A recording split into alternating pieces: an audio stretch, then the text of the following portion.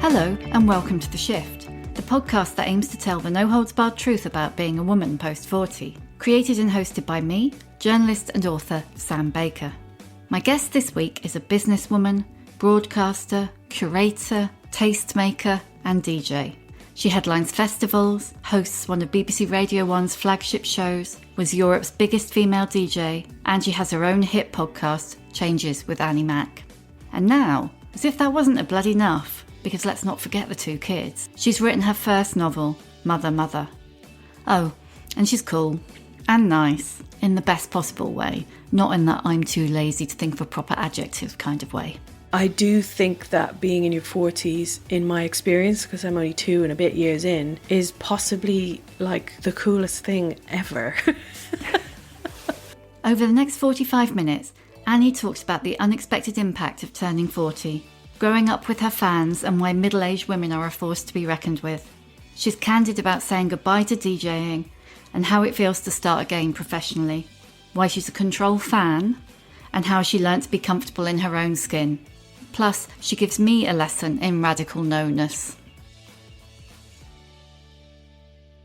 Annie, thank you so much for your time. Really appreciate it. Can we start with where you are? Are you in a box room? Are you in the rave shed? Where are you? I'm in a little room at the back of our house that is turned into my writing room, actually. So it's really cozy. I can see the snow falling out the window, which is particularly cozy because I'm nice and warm. And there's a piano in here and some bookshelves and loads of tech, loads of wires. My husband also uses it for his stuff, especially in lockdown. He's been producing songs in here and stuff, so we share it. And it's got a bit of Offspring art over your shoulder. Exactly, yes. There's some arts, various notes, and my whiteboard over there, which I've been meaning to put on the wall for a long time and haven't, but that's just kind of random ways of scheduling my days. Sometimes I come in and I have like 5 or 6 hours when the kids aren't here, and I get so overwhelmed with all the stuff I want to do that I find that if I just write out a schedule for the 5 hours and kind of place everything in those hours, it really helps.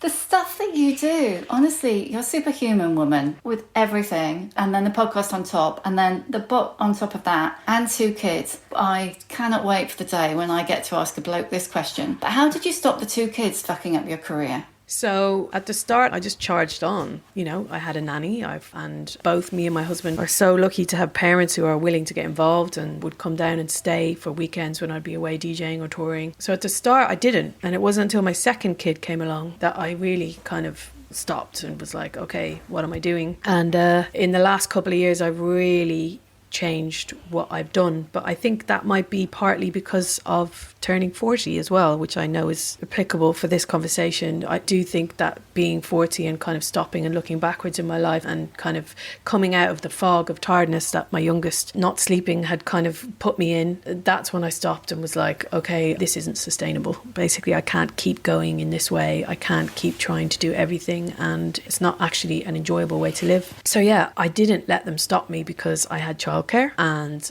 I just kept going, basically. I have to say, after the first kid, I did get very good, probably too good, at saying no, and said no to a lot of things and turned down a lot of things. So I kind of became a little bit more focused in terms of streamlining what I really wanted to do after the first. And then at the second, I became militant at it. Yeah.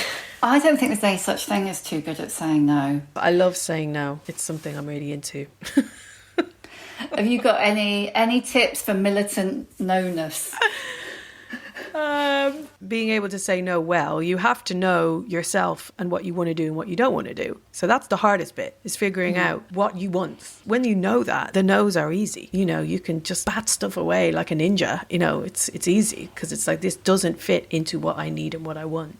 So for me, the learning how to say no was preceded with learning who I was and what I needed in order to function and be a happy, thriving person. And that was what felt like the achievement. Finally being able to stop for long enough to kind of get some perspective and look inside at what I'm doing and be like, okay, this isn't sustainable, this isn't working, this is what you care about, this is what you don't care about, so let's start saying no. That's so huge. I think you did that like 10 years before most women do it. I mean, I can't speak about motherhood because I'm not a mother, but, you know, for many women I've spoken to, the menopause has been that kind of kicking point when they're like, hang on, who am I and why am I? Yeah. So it's really interesting that you got there so much earlier. Why do you think it was? I think that I was living my life in fast forward. It felt like that anyway. And there was a point where I had to start trying to live in the present. And there was reasons for living life in fast forward, because when you DJ, when your career is based on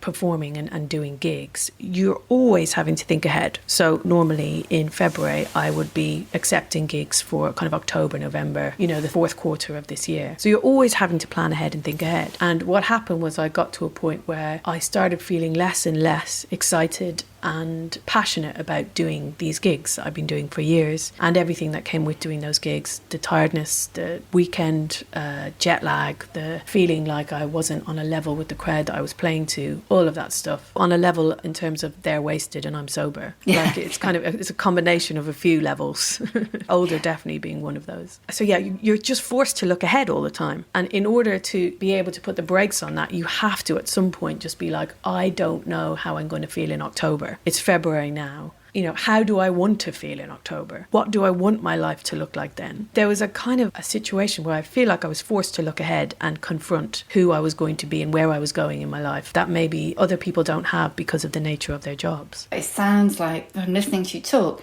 like a kind of a really strong central core of self-confidence almost. I don't know whether self-confidence is the right word, but like, okay, this is me, and I know that. I guess there's an element of that, of knowing who I am, maybe being comfortable with who I am, to the point where there's an element of conviction in those choices. Yeah, I feel comfortable in my own skin, maybe, if that's what you mean. Yeah, I guess so. It's just really interesting. Knowing how long it took me to get to that point, just like too bloody long. I know, yeah. I don't know. People have said that before, and I don't really spend a long time trying to dissect the reason why that would be. It might be something to do with being the fourth of four and being left alone to kind of figure out myself from a young age, not having a lot of fuss over me. I don't know. I love all that, kind of trying to find out the psychological reasons behind why people are the way they are, but I've never done it to myself. I like doing it to other people.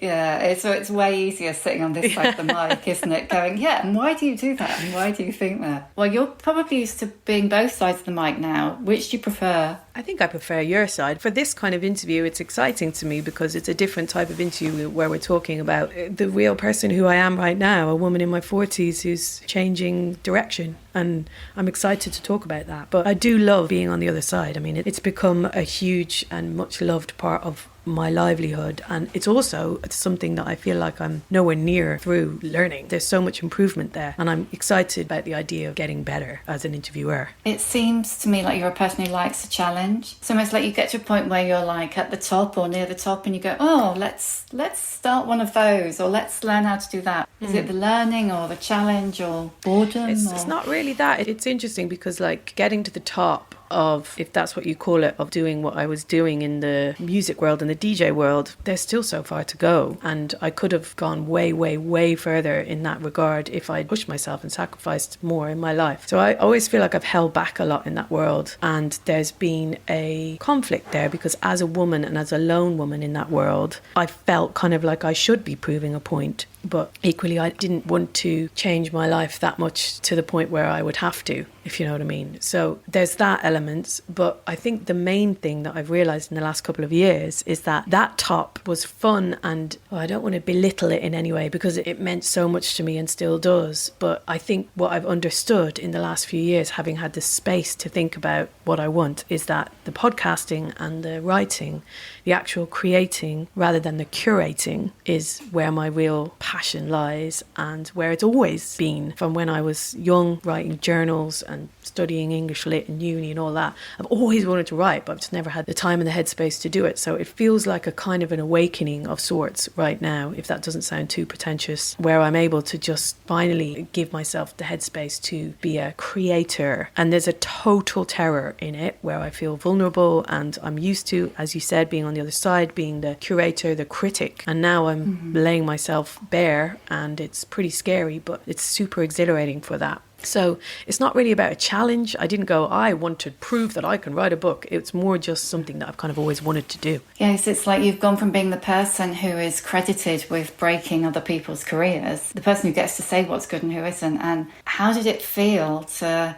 see the proofs of your book, beautiful proofs of your book, that's going terrifying. out into the world? I've read it. You've nothing to worry about. Oh my God. You're Oh my fine. God. Yeah, it felt amazing. Like I was counting down the days. It didn't feel real until I had it in my hands and it looked like a book. It reads like a book as well. Okay, that's a massive relief. I'm so happy to hear that. Like, no matter how much you can see it on a screen, it's, you know, as you know, it doesn't feel real until it looks like a book and it's in your hands as a book. And that was a really big moment. Then I panicked because there's loads of mistakes in it. And then I panicked even more because I knew that it was being sent out to loads of people and with all these mistakes in it. And, you know, I have a certain way of working and have done in my life as someone who's run businesses and owned businesses and kind of, I'm a control fan. I don't like the word freak because I'm not ashamed of wanting to have control and be in control of my career. But the elements of that I found difficult in terms of book writing. But I'm learning a lot about how it all works. This whole process of soliciting people for quotes, I found that really hard. I don't like asking people for help. I don't like asking people for time.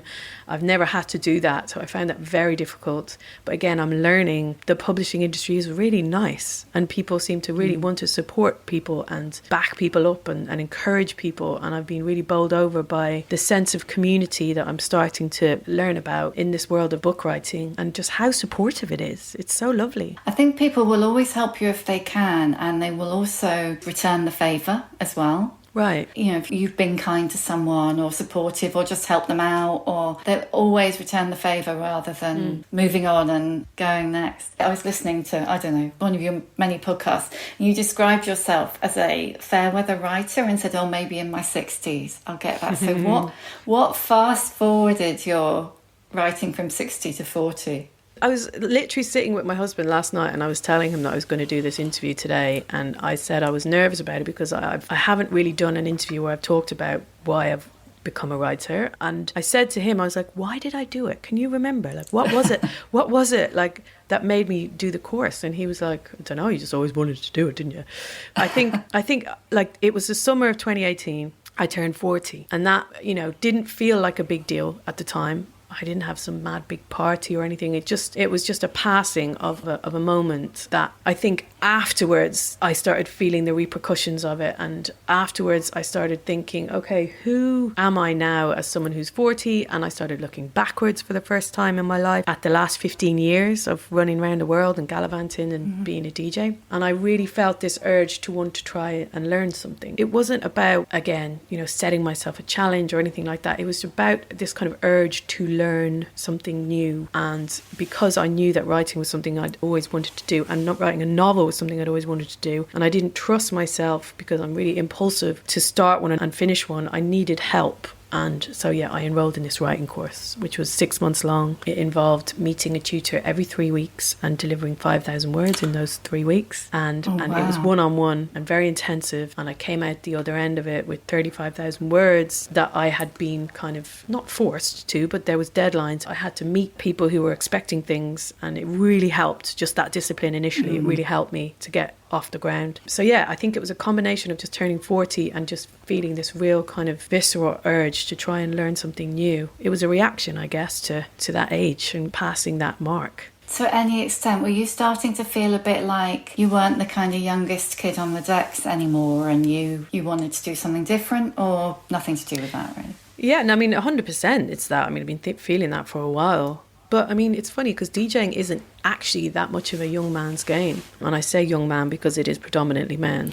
Yeah. There's a lot of older men DJs out there who I respect and have a lot of time for, from your David Rodigans to your Pete Tongs, who are men in their 60s. You know, dance music is relatively young as a genre, and there's people who've been there from the start that are DJing, that are still DJing. But I do understand it's different for women, and maybe it's not different for women, but I personally felt like it was a hard slog to go to uni balls and be DJing to kids who are 18 years old. I don't know, I just felt too old for it in a way. I felt like I'd kind of grown out of it, and they deserved someone who was mad for it and young and wanting to be on their level, and rather than wanting to go home because they needed 6 hours sleep before the kids get up tomorrow. You know what I mean? And that's how I was feeling. And I mean, it's just the truth. It's just how I was feeling at the time. So I did feel more and more like life was getting in the way of my schedule and my working life, as in the rest of my life choices, my family and all of that biz. And I felt like it was harder and harder to sustain both of them. So, you know, I changed the nature of my gigs. I do gigs that are different now for kind of a bit of an older crowd, and I get to play more music that I like, and that is sustainable, and that's brilliant. You know, it's kind of changing who you're playing to and the type of events you're playing at, but it still remains the same, that DJing messes up your sleeping pattern.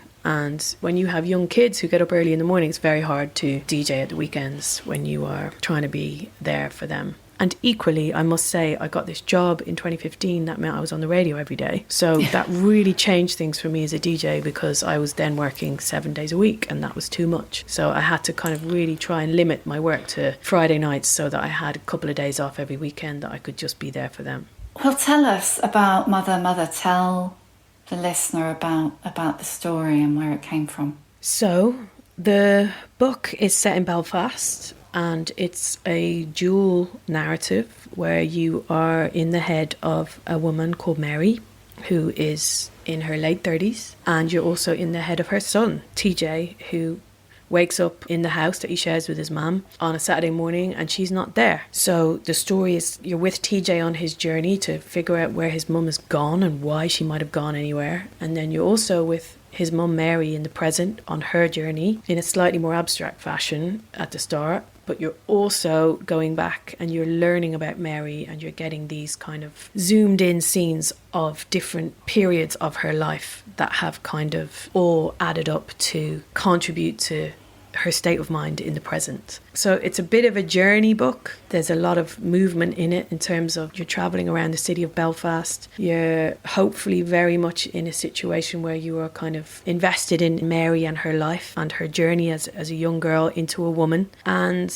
I don't want to kind of reveal what the end is, but oh god, no spoilers. It's bleak. It's kind of bleak, isn't it? I finished the book and I was like, God, I've really written a fucking bleak book. I kind of surprised myself with how bleak it was a little bit. And when I went into the publishers, and the head of the publishing company sat at a boardroom table and was like, where did this book come from? I'd never been asked that question before. You're the second person to ask that question. And the answer is, I don't know. Like, I can look into the book and I can see people in my life, I can see experiences in my life, but in terms of the actual story, there wasn't a burning story there that I needed to write. What I learned in the process of writing was that sometimes it's okay to start with a scene and allow that scene to become bigger, and allow yourself to colour it in, and like a kind of spider's web to grow bigger and to grow strands. And that's what happened. Basically, it started with a scene and then it grew. And I realised as I was writing TJ, who was originally supposed to be the main kind of character of the book, and still is in a way, that the Mary character was one that felt more natural and easy for me to write. So I kind of switched and focused more on her throughout. I mean, it is sad. I don't know if it's bleak. Okay, good. Somebody, I saw a quote, was it Una Mullally? Did she use the word melancholy? Yeah. That feels like a good word. But also, we can't really talk about this because it'd be massively spoilery. But I absolutely loved what you did at the very, very, very end. I'm so happy that you loved that, because I was so worried about it. It's not misery. No. You know, it's melancholy. And I'm really sorry to anybody listening going, well, tell us, because I absolutely can't. But I think when you read it, you'll get to the end and you'll know exactly what I'm talking about, because I think that is a really big moment for a lot of women. And it symbolises what we've been talking about with you turning 40 and self. You know, to me, it felt like this was the moment where her self could come to the fore. That's amazing. I don't know whether I'm putting too much into it. It's what I wanted. I wanted to convey this kind of parallel happenings of a mother who always thought of anyone but herself, and was kind of obsessively holding her life up through the nurturing of others, and a son who in a very teenage, typical way, was only interested in himself, you know, in that quite self-centered way that you don't really look outside and worry about too much. Maybe I'm generalizing here about, you know, what your mother's thinking, basically, and how the parallel happenings of those kind of journeys. So TJ kind of finally learning to look outside himself, and Mary finally looking in and kind of confronting what's in there and hopefully wanting to nurture herself for the first time ever.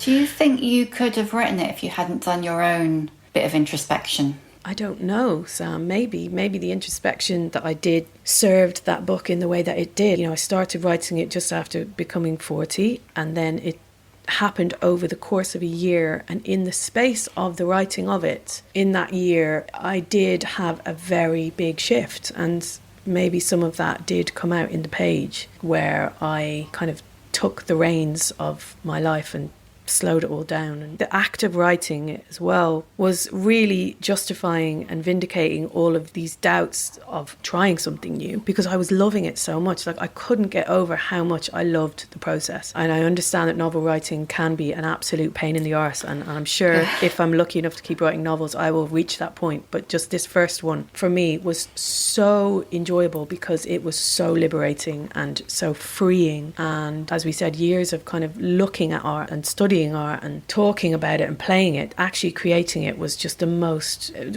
was like an epiphany of sorts for me. And that, along with the kind of pulling back the reins of my DJ career at the same time and being like, whoa, everything just slow down and stop. I'm doing this and it feels great, and I want this to be a bigger part of my life now. I can see how maybe that did subconsciously get into the book somehow, yeah. I'm interested that you love the process. I kind of hate the process. I think it's because I'm a journalist, and like you were talking about when you were first learning and you were given the deadlines, right, and that helped you into the process. I'm utterly deadline dependent, and that's one of the reasons I love doing the podcast, is that I love nosing in other people's lives, but also, you know, give me a day that I have to do it by and I'll do it. But if you don't, I'm just like, I just can't make myself. Do you find it easy to kind of get up in the morning and go, right, 1,000 words before lunch? Or how do you do it? Well, I think because of the nature of how I'm writing at the moment, where I still have so little time to do it, it still feels like a novelty and a bit of a treat to be able to do it. So I think it's a big part of it for me. It's like, right, I've got an hour to sneak in some writing, so I'm going to sneak it in.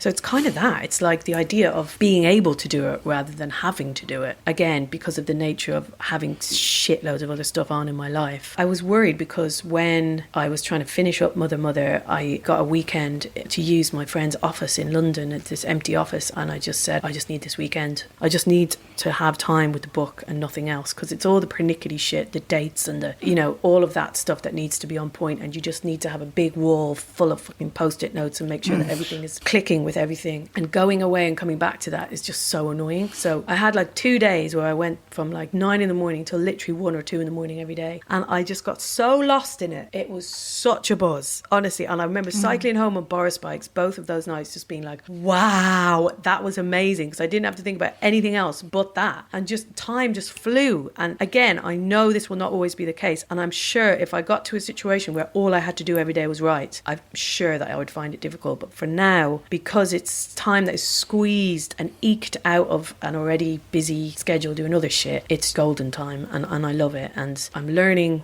about how to do it still, because I'm writing something new at the moment, and I'm learning that if I just write something, even if it's shite, it's better than writing nothing. So I'm just trying to exercise that muscle of just writing, and that's what I'm doing. Is it fiction or non-fiction? It's fiction again, very much fiction.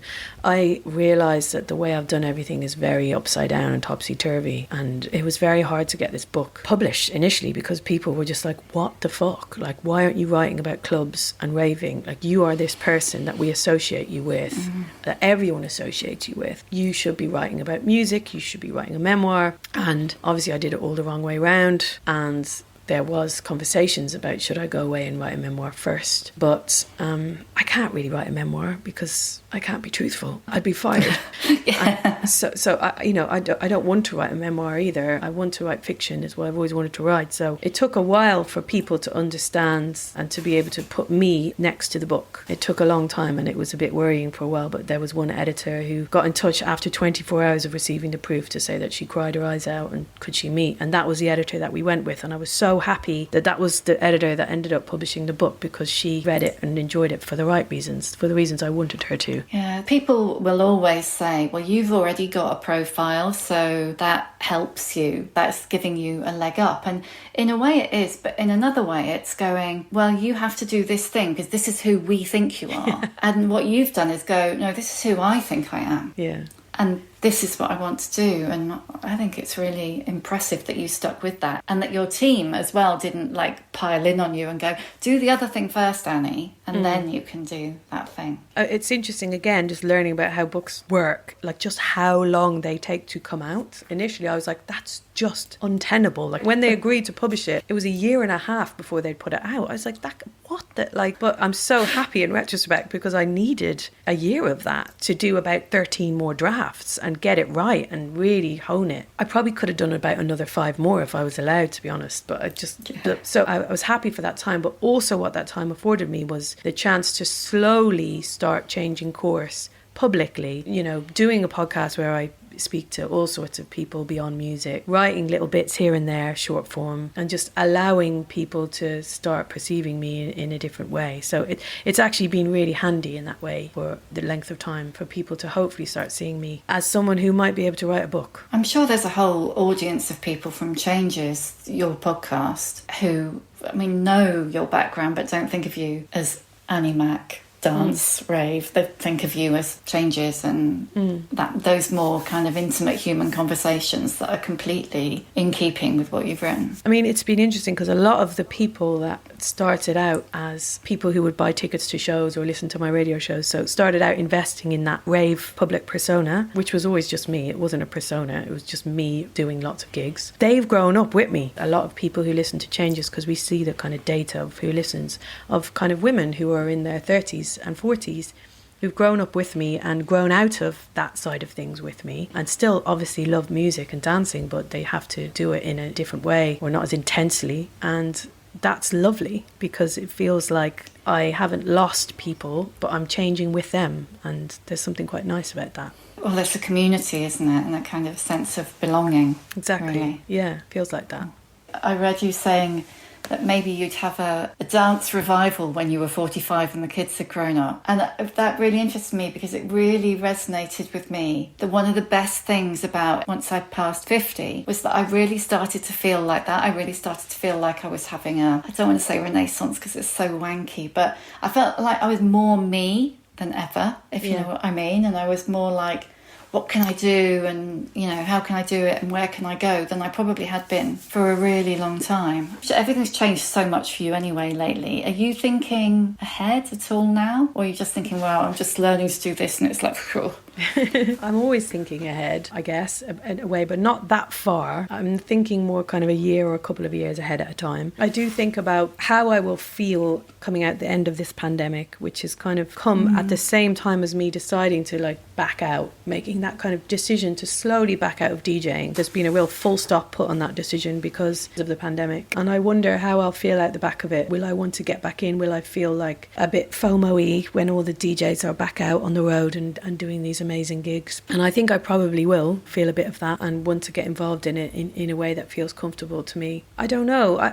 It's really interesting, the idea of turning 40 and becoming a mother as well. There's something when you work around young people and what is deemed as youth music or whatever, which is Radio 1 obviously. There's something about crossing the threshold of motherhood and middle-aged where all of your credibility publicly seems kind of like you're not deemed credible anymore, in a way. Do you know what I mean? It's hard to articulate. I've never said this out loud before, but there's something about just mums aren't cool. Middle-aged women aren't cool. They're not in a position to dictate or tell you anything about what culture is and what culture should be. I find that really interesting, and I struggled with that a bit, and I think I relented to it a little bit. The idea of this is who I am now, thus I'm not that person. And whenever someone talks about my job and the power it brings or the kind of influence it has, I shy away from that a lot. I don't feel comfortable with the idea of that. But I do think that being in your 40s, in my experience, because I'm only 2 and a bit years in, is possibly like the coolest thing ever.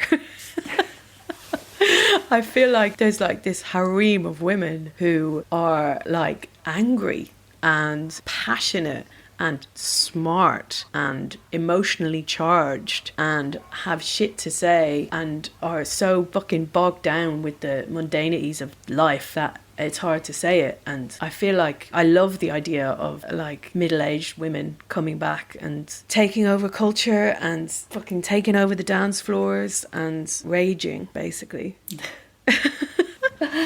I love that, because I feel like I went through that exact process of working in journalism, looking up and thinking, where the fuck are all the older women? Right. Where has everybody gone? You know, doing my own thing with Lauren, with the pool, and all of the staff were really young. And I don't know whether it came from outside or inside, to be fair. I don't know whether it was them or me. Yeah. But I started to feel, like you say, like, who the fuck are you anyway? You know, a bit irrelevant, a bit like I wasn't credible, like my opinion didn't count because I was too old. Like I said, I don't know whether that came from them or me. It may well have been an internal shaming kind of thing. I don't know, societal. And now that's gone, and now I feel like, well, fuck you, actually.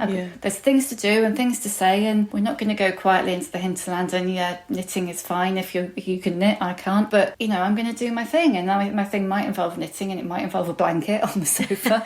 But, you know, that's her thing. And also, that's why I launched the podcast, because I wanted to talk to other women about how they were feeling and what was coming next. And, you know, so that it didn't feel like if you looked up or, you know, across, that there was nothing to see. Right. And I remember reading a piece, in fact, it was on Refinery 29, and I think she maybe interviewed you as well, Sarah Raphael. And she was the editor, and she wrote a piece where she said, basically, I'm only just in my 30s, and already I can count the number of women to aspire to on one hand. And I just thought, whoa.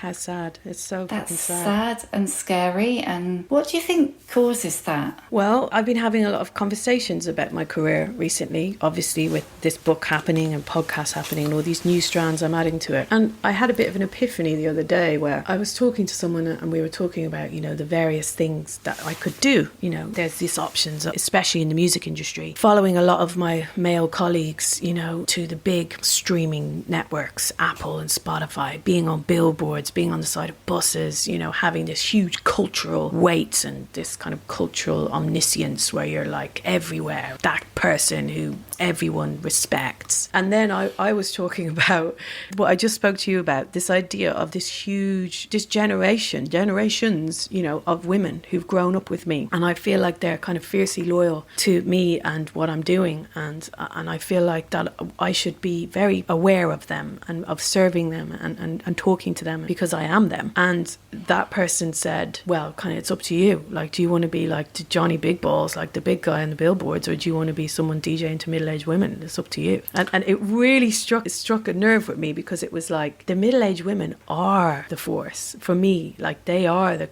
cultural voice that I want to hear from and speak to. I am so uninterested in the patriarchy, which I'm so uninterested in the industry side of the music industry, in the power struggles, the ego struggles. I've seen it. I've seen all the major labels run by men trying to outdo each other, outbid each other for acts. It's fucking exhausting. It's so uninteresting to me. I don't care about status in that way. I care about connection. And that's what's been the big epiphany in the last few years, is just what really matters to me. And that's what I care about. So it's kind of, if I can write books and write things and have conversations with people that allow those women to feel seen and heard and stimulated and excited and challenged, then that's everything. That's golden. That would be wonderful. And that's been a lovely thing to learn.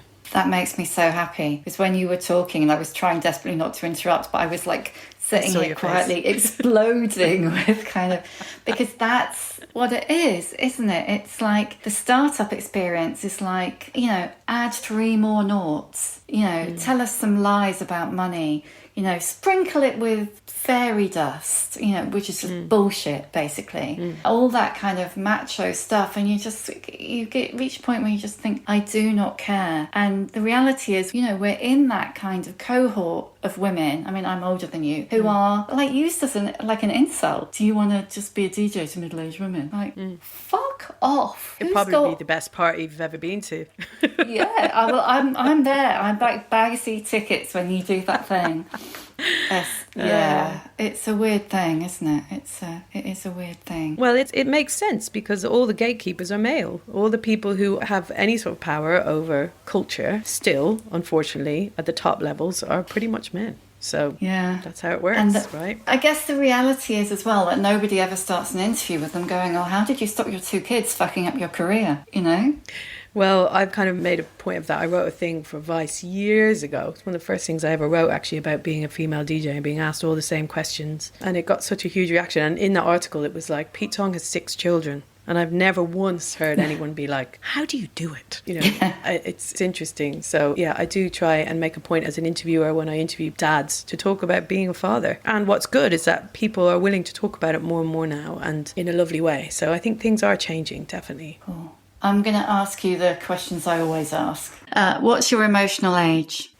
My emotional age, I think I'm probably younger, than what my age is. So I'd say my emotional age is 35, I think. Why 35 specifically? Any reason? Because that's my husband's age. And I feel like, I don't know, I just always feel younger than I am. Like, I've always felt like that. Give us a book recommendation. So there's this book. Do you know Carol Shields? Yes. So it's called Unless. I haven't read any of her other books. My mum just lent me this book. And it was actually the book I was reading around the time that I was writing Mother Mother. And it's about a woman who's 43, going on 44. And she's feeling all of the things that I just talked about in terms of the invisibility of her age and the anger that comes with it. And it's such a brilliantly written novel. It's very elegant and very simplistic in how she writes, but it's very funny, it's very angry, it's just brilliant. I couldn't recommend it higher. That's brilliant. What advice would you give younger women? Don't be afraid to be yourself in terms of how to succeed professionally. We need women to act like women and still get to the top without having to take on patterns of behaviour or social ways of being that men feel are the ways that work. So be quiet, be empathetic. If that's who you are, don't be afraid to do that. And your work, I hope, if it's true and authentic,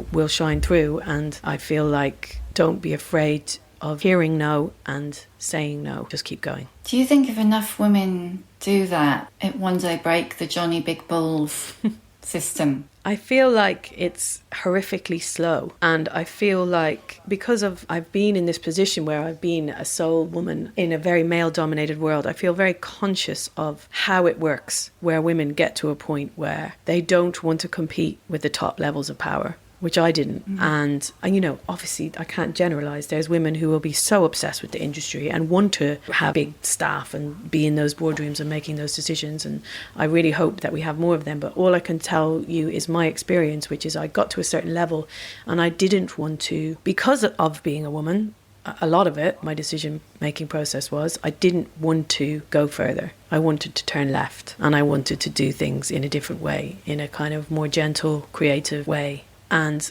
what I feel like is that women maybe won't win or be able to take over from Johnny Big Balls in the way things stand now, but they shouldn't have to, because I feel like as more women gain more independence and more confidence of doing things themselves in their own way and succeeding in that and using a female audience and understanding that a female audience can be the biggest, most loyal, you know, audience you can have, you maybe just cancel out the needing men bit at all and having to replace them. You know, you can just do you and be you and speak to the people that you want to and succeed in your way. Who's your old bird role model? I was inspired in my career by a woman called Pam Ghanim, who employed me earlier on in my 20s, and she ran a music kind of PR and new media agency, and I ran her office for her. She was from New York, and she ran this business by herself and represented a lot of amazing people, artists. And she was such an inspiration to me to see a woman run a business in London in a world dominated by men again, to see how she spoke to people, to see how tough she was and how fierce she was. And also, most importantly, how she identified that what I wanted to do wasn't really what I was doing with her. What I wanted to do was radio. And how when she discovered that, rather than cast me out, she helped me get in that door and used her contacts to give me an opportunity to get a job at BBC Radio. And that, I feel, is a very inspirational thing to do.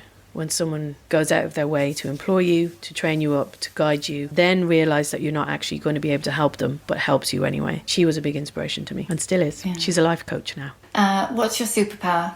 Maybe the fact that I like doing things. I come from a family of doers, a busy family. We're not very good at sitting still. My father and my sister, we all just have to be doing things all the time, which can be hugely irritating for my husband. But I think it works in terms of professional life because I just like to be busy and I like filling my time with things. Last one, how many fucks do you give? At the moment, very few. Yeah. Very few, and it feels fantastic. That's brilliant. Thank you, Annie, so much for all your time. And such a pleasure. Being brilliant. So nice I'm so cheered. Yeah, as I said, I feel quite nervous talking about the book, and it was nice to talk about it with you, so thank you for your questions. Thank you for listening. You can hear a new episode of The Shift each Tuesday on Acast, Apple Podcasts, Spotify, or wherever you get your podcasts. If you like what you hear, please do rate, review and follow, because it really does help other people find us. And if you'd like to know more about my own experience of shifting, my book, The Shift, How I Lost and Found Myself After 40, and you can too, is out now in paperback. See you next time.